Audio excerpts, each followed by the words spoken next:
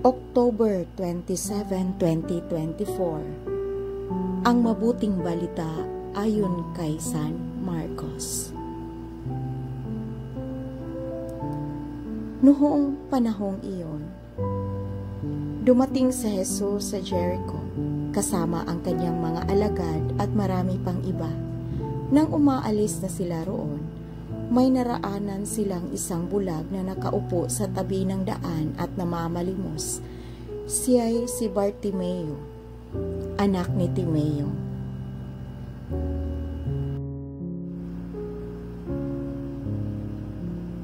Nang marinig niyang naroon si Jesus na taga Nazaret, sumigaw siya ng ganito, "Jesus, anak ni David, mahabag po kayo sa akin."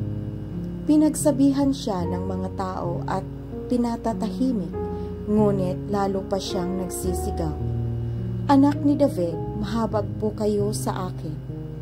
Tumigil si Jesus at kanyang sinabi, "Tawagin ninyo siya." At tinawag nga nila ang bulag. "Lakasan mo ang iyong loob," sabi nila. "Tumindig ka." Ipinatatawag kaniya.